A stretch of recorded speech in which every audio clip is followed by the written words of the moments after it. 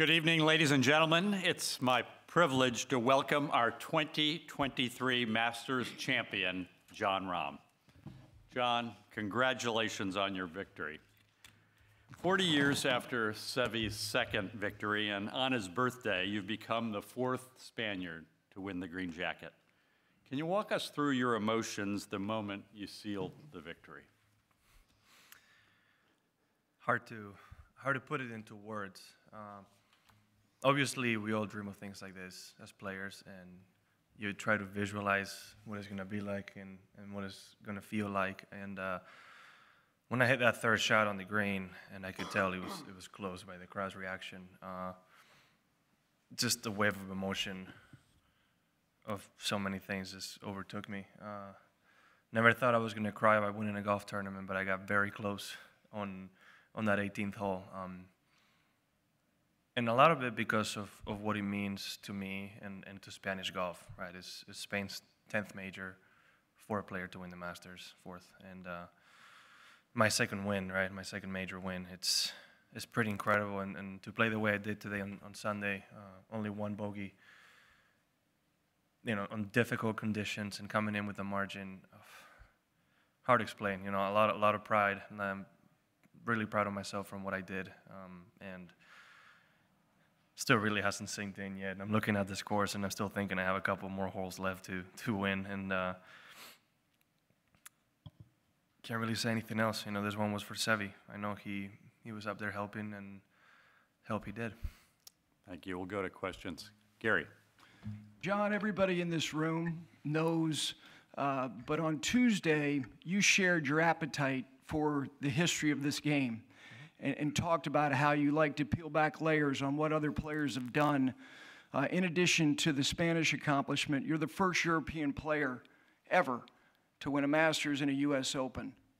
So can you give us a sense, Masters and a U.S. Open, no other European player has done that. So can you just share, finding that out, just some perspective on that accomplishment? I find it hard to believe that I'm the first one. If there's anything better than accomplishing something like this, is making history. So the fact that you tell me that, to be the first European ever to do that, hard to explain. Out of all the accomplishments and the many great players that have come before me, to be the first to do something like that, it's a very humbling feeling. Thank you, by the way, because I don't know how I would have found out. I still can't believe I'm the first. I don't know what to tell you. It is a pretty good duo of majors. U.S. Open is about as hard a test that you're ever going to find. And, I was starting to think I was never going to win a major again unless it was at Torrey Pines. So to come somewhere that, it's not like it was that long ago, but to come somewhere where I've been comfortable, I kept seeing the stats of lowest score to par the last starts, and how great I've done here in the past, but never really gave myself a chance to win. And all I asked for was a chance, and I got it. So to get that done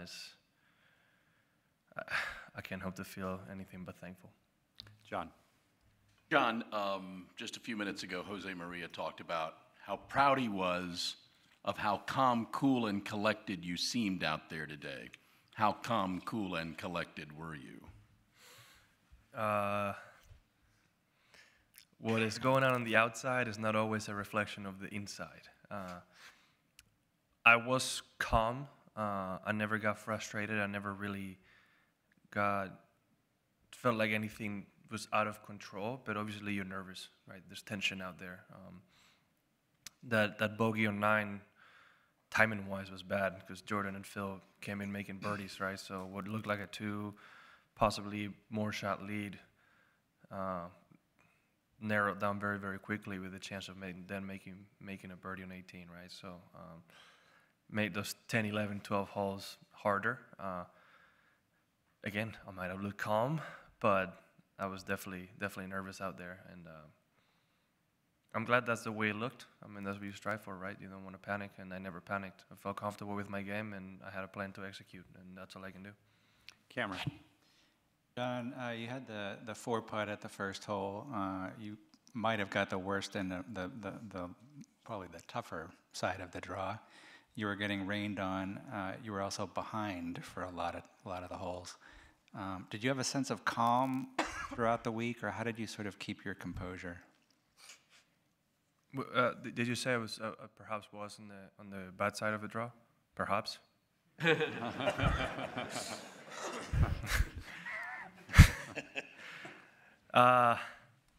You know, the only time I was a little bit upset at myself was actually this morning on 16. Because 3-putted 13, 3-putted 15, and then I hit a terrible shot on 16 and made a bogey. And I felt like at least one of those shots was avoidable. That's the only time I ever felt like, you know, was truly upset at something. But I reeled it back in and made 2 good pars in the last 2 holes to put myself in the final group, which is all I needed. That's all I asked for was a chance. It was a tough day out there. It was windy, and all those wind gusts and swirls are not easy. You're going to hit good shots, or you're going to end up in bad spots, and it happened to everybody. So luckily, the people that shot a low round today were a little bit too far out.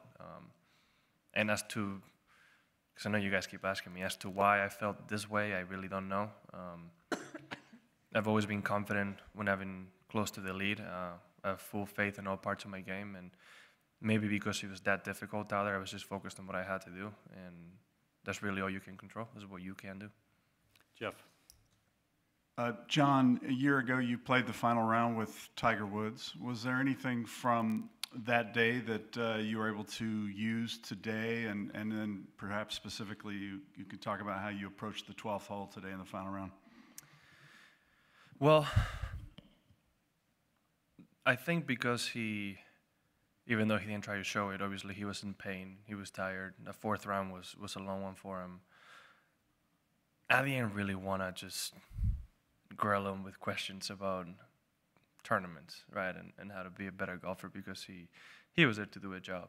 We shared a couple of fun stories. I asked him a couple of questions about, when he was a younger player and when he became a dad, and more about, life as a pro athlete and parenthood. I think we talked about that more than anything. Then he shared a couple of stories from the past. But the one thing I remember is talking to Tony Finau. I played 9 holes with him on Wednesday, about 12, because you mentioned. And I asked him when him and Francesco hit those shots in the water, it was like, did you actually hit a good shot? And he said, yeah, it was a good shot. It was just a yard too far right and spun in the water. So then he mentioned that Tiger's shot went left of the bunker to that Sunday pin. So when I got there today, dry land is mission number 1, right? And then it was very similar conditions to what we played this morning. So I learned from what I did this morning, tried to basically make a hole-in-one to the 3rd round pin and hit a perfect shot because I was about 3 feet from it, right? That's all I had to do, hit it right over the center of the bunker and hope it hits green. So, and then after that, hit a great lag putt, tapped it in, and moved on. Jeffrey. A lot of people want to describe you as a fighter. Where does that come from? I don't know. Maybe it's a little bit related to determination. I'm out there. When I'm out there, I have a job to do, and it's to hopefully be here answering to this question, right? So I know we all do, but we put in a lot of effort to try to beat the best guys in the world. So maybe that level of intensity and that determination is where you see, and that's why I'm characterized as a fighter. I'm also never going to give up, no matter what, right? Even if I shoot myself out of contention, whatever, and I can finish strong to give myself a possibility to finish 4th, it's always going to be better than anything, right? So I wouldn't be able to live with myself if I didn't try my hardest in every shot. So that's maybe where it comes from. Don. Jon, can you remember the moment where you first thought that you'd like to win this tournament, and how have you changed from that day until now? Oh, God, I can't remember exactly when. But, I mean, I've wanted to win it ever since I thought about golf and what being a champion would be, right? Obviously, there's 4 great tournaments we all think of, and not to categorize them in any order, right? This one is one of them. I think the main thing, something that gave me a lot of hope,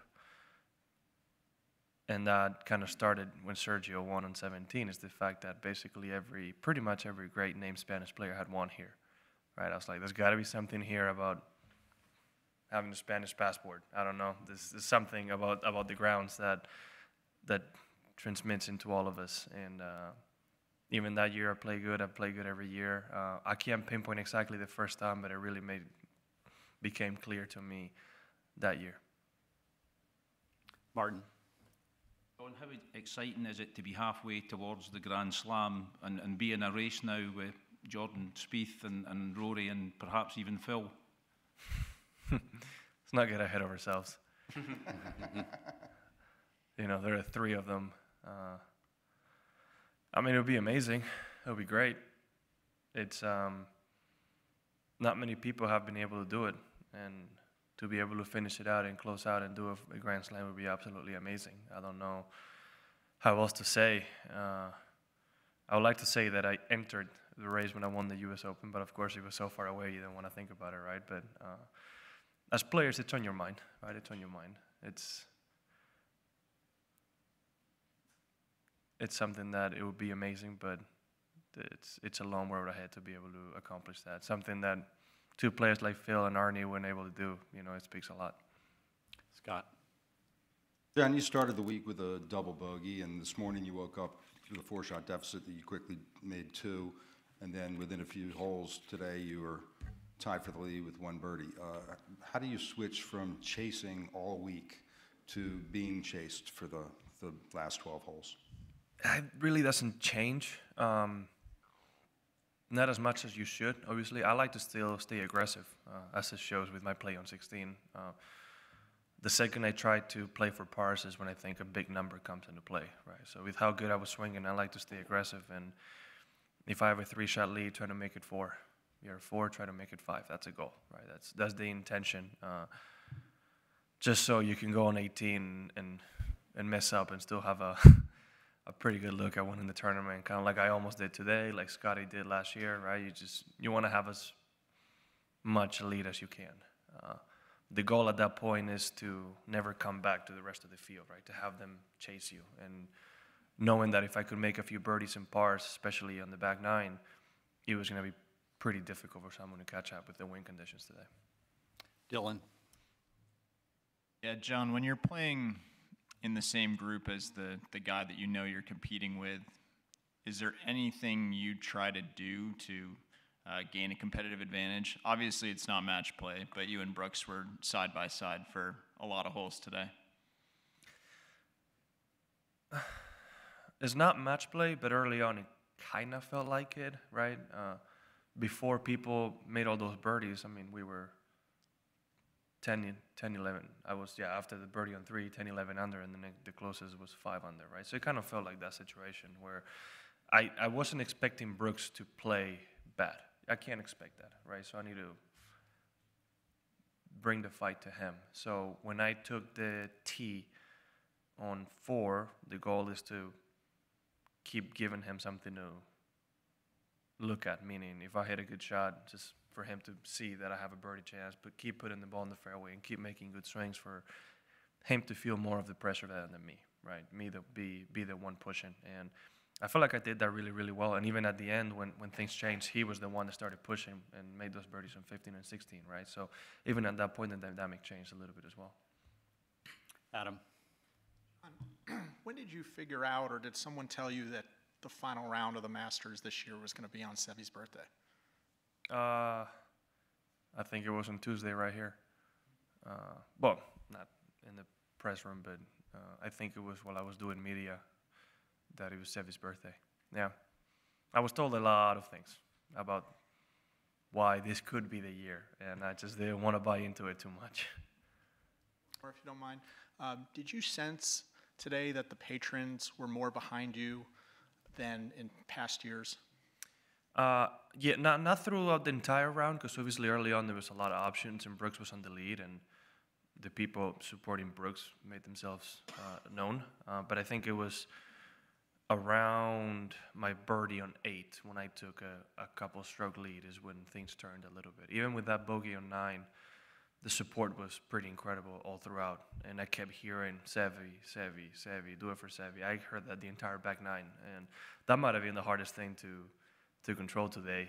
Is, you know, the emotion of knowing what it could be if I were to win. That might have been the hardest thing.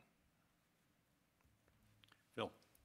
John, we really should ask you about the fantastic shot into 14, but shall we ask you about the shot, tee shot on 18 instead? Can you just describe what you were thinking as you reached for a provisional ball on the 72nd hole? Nothing really. Had a 4-shot lead, so I was confident with that. But I think that was karma. I was just telling Adam how great I hit a low fade the entire week. Hit pretty much the fairway all 4 days on 17, which I've never done. And I was bragging about it a little bit, and of course, on 18, that happens, right? Which was maybe 2 feet from missing that tree, but it'll be a good story in the future, I guess, right? I won the Masters, didn't even make it to the fairway on the 18th tee shot. I much rather want to remember that second shot on 14, because if there was a key moment throughout the day, it was that shot, right? Not stymied behind the tree, but not in the great spot to hit it to 4 feet was incredible. And sorry, what was the yardage you had in on 18? 128 on 18? Yeah. Oh, I thought you were going to say 14. I don't even know. Did you, Adam started saying numbers. I was like, is it worth going for the green? No. So I just grabbed the 4-iron and faded around the tree into a pitch spot. Just a couple more questions, Kevin. Or Doug. No, I'm sorry. John, I actually did want to ask you about the yardage on 14 and what club that was. Sorry. No, I figured somebody was going to ask. It was 128 meters adjusted, and I used an 8-iron. And it was, started around left edge of the green. All I had to do was fade about 5 yards, and he would reach that slope.